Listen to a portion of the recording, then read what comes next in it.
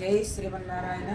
శ్రీమత్ ప్రవాహంస పరివ్రాజకులు శ్రీ శ్రీ శ్రీ త్రిదండి చిన్న శ్రీమన్నారాయణ రామానుజ జీయర్ స్వామివారి పరిపూర్ణ మంగళాశాసనంతో మనకి కృష్ణానది తీరం దగ్గర వేయించేసినటువంటి విజయ కీలాద్రిలో మనకి చతుర్యుగ స్వరూపులుగా మనకి అందినటువంటి మూర్తులలో ప్రధానంగా ఫస్ట్ మనకి ఆళ్వార్ ఆచార్య సన్నిధి అనేటువంటి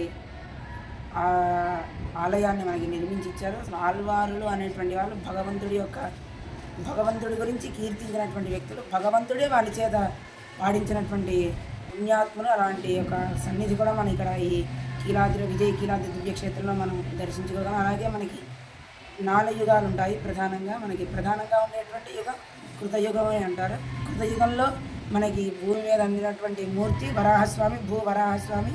అలాంటి ఇక్కడ భూవరాహస్వామి కూడా ఇక్కడ మనకి కొలువు తీరి ఉన్నాడు. మనకి భూదోషాలు కానీ, వ్యాపారం కానీ, ఏమైనా సమస్యలు కానీ ఏమైనా ఉంటే ఈ వరాహస్వామి దగ్గర అర్చన 7 వారాలు మనకి పూజ జరిపించుకుంటే ఆ యొక్క భూ సమస్య కానీ ఇలాంటి భూదోష నివారణ కొరకు వరాహస్వామి దగ్గర మనం పూజలు అందించుకోవచ్చు. అలాగే మనకి త్రేతాయుగంలో రామచంద్ర స్వామి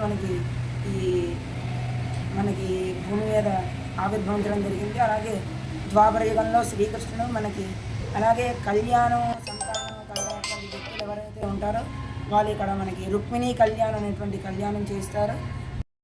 అనుగ్రహం ద్వారా మనకి ఆ యొక్క కళ్యాణం ఉంటుంది. అలాగే మనం ఇప్పుడు ఉండేటువంటి యుగం కలియుగం అని అంటారు. అలా కలియుగానికి ప్రధానమైనటువంటి దేవుడు ఎవరంటే మనకి వెంకటేశ్వర స్వామి అంటారు.